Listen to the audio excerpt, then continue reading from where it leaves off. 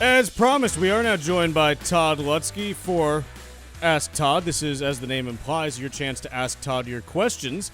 And so we'll open up the old phone lines so that if you have a question for Todd Lutsky about your estate plan, you can ask him right now. The studio number is 888-205-2263.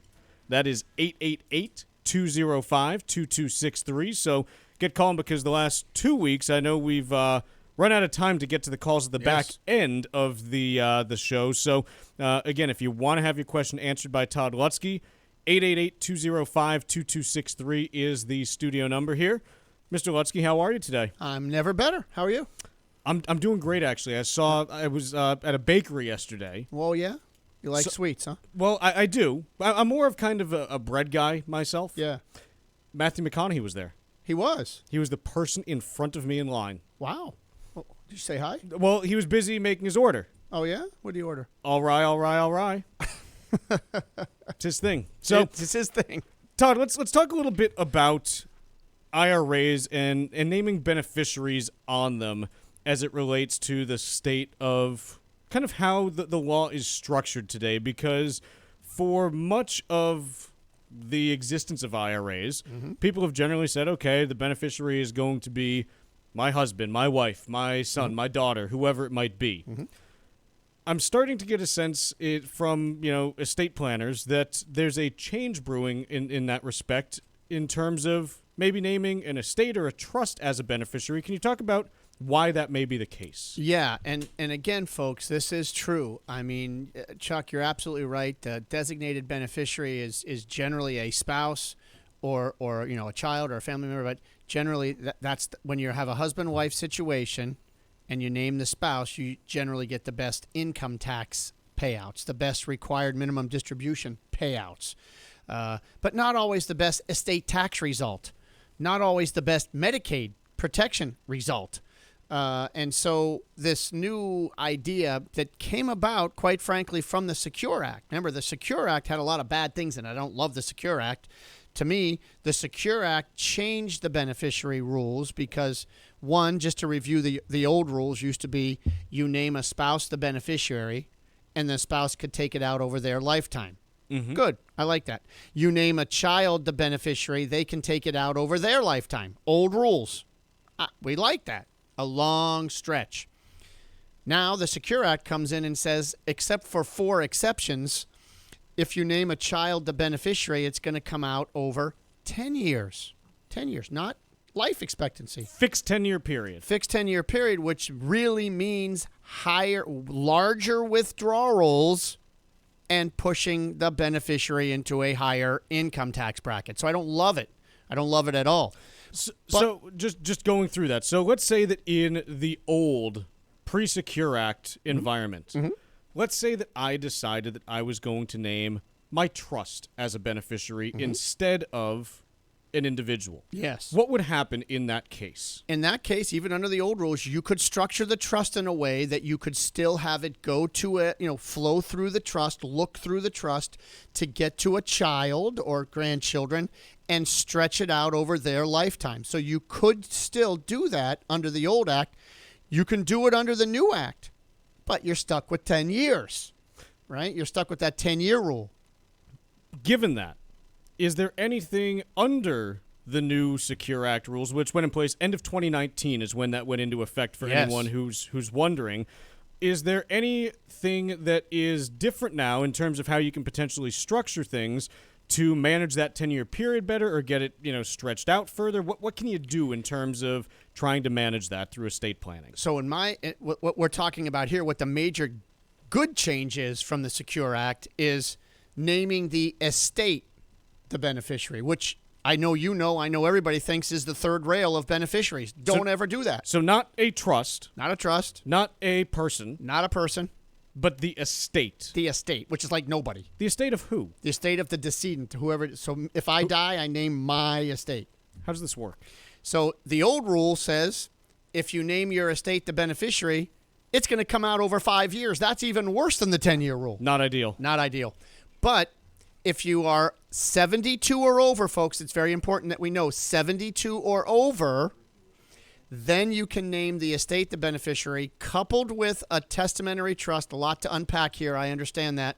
A whole nother kind of trust built into the will. We'll call it a will trust, just to make it easy. Sure.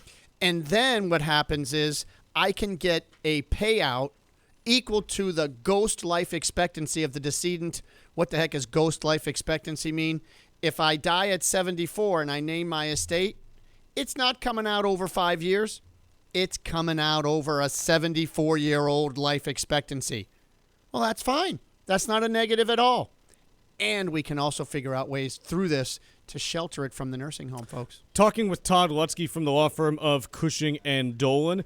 If you have a question for Todd, we're going to take a quick break, and then it's right to your questions. The phone number here is 888-205-2263. Again, it's your chance to ask Todd Lutsky your questions, 888-205-2263. We're going to take a quick break, and then it's right to your calls. Again, that number is 888-205-2263. Ask Todd with Todd Lutsky every Wednesday at 10:30, only here on the Financial Exchange Radio Network. Let's turn first to Dave in Melrose. Dave, you're on with Todd Lutsky. Yes, good morning, gentlemen. I'll be quick. I have a relative that, family relative that it's a couple, elderly couple. They should have a trust. Mm-hmm. They tell me they don't have any money. The house is paid for, but they don't have any money. Mm-hmm. So my question is there a mechanism where they could set up a trust, put something in the trust so that when they passed away, the cost of setting it up could be then paid for out of the sale of the house? That's a great question. I'm going to say, I don't really know anyone. You're going to have to find a law firm that's willing to say, you know what, I'm willing to do work now and just wait and hope that they ultimately, use us for the estate admin. I mean, I know you can put language in there. I'm going to say, I don't think you can do that. I'm not aware of any way, you can do that, but it would be a big savings for them. How much is the house worth? Probably $600. Yeah. I mean, at the end of the day, for them, unless they want to protect it for somebody from the nursing home, worst case scenario, they're not going to have any estate tax due anyway. Going to probate isn't the worst thing in the world if they did nothing. But if they did want to protect it from the nursing home, you would need the trust.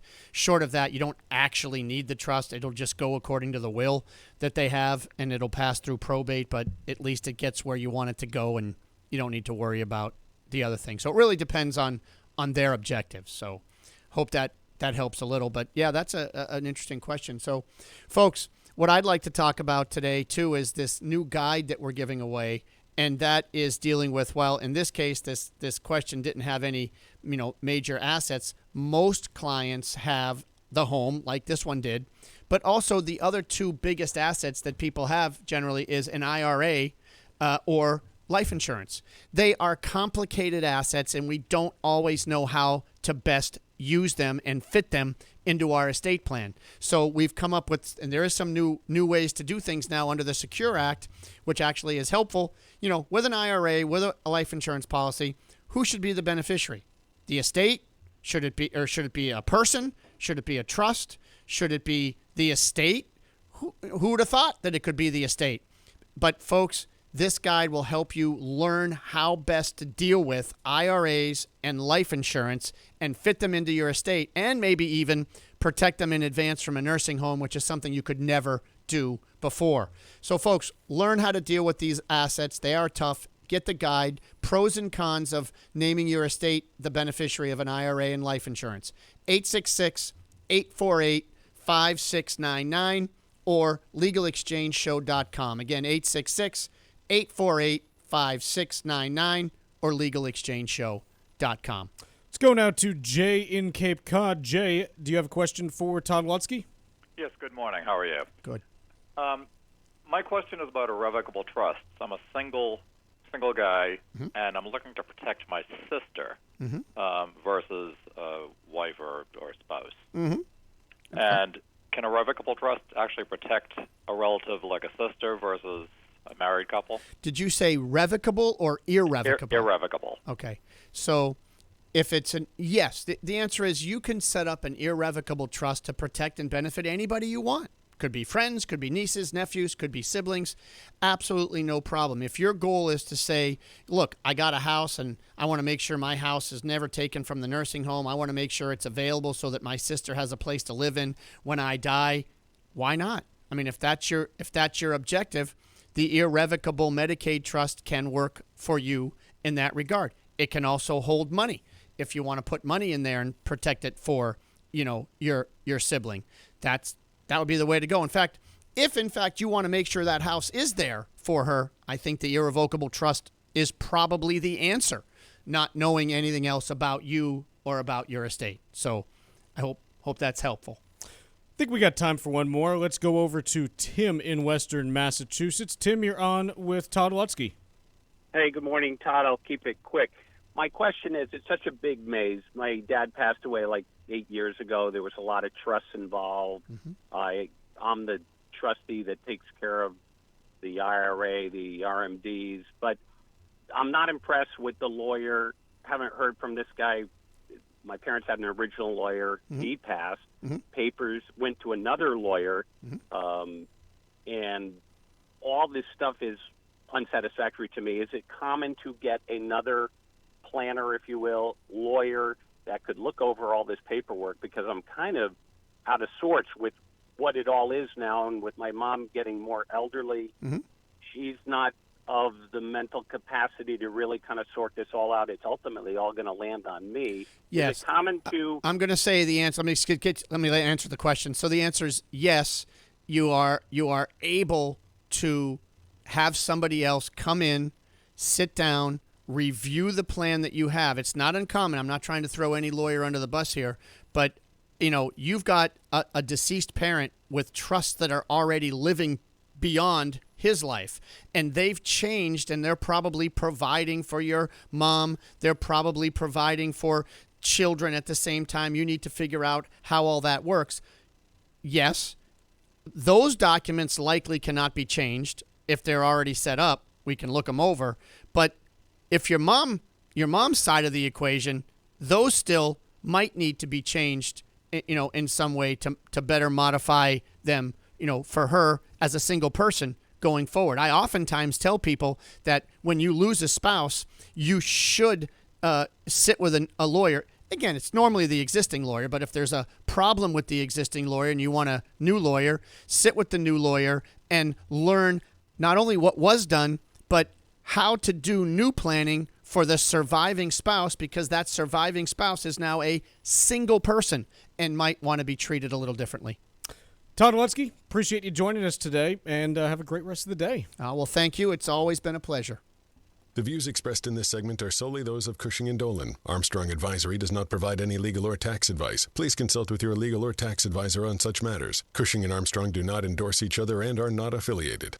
This has been Ask Todd on the Financial Exchange Radio Network. Ask Todd with Todd Lutsky has been presented by Cushing & Dolan, serving Massachusetts and New England for more than 30 years, helping families with estate and tax planning, Medicaid planning, and probate law. Call 800-393-4001 or visit CushingDolan.com.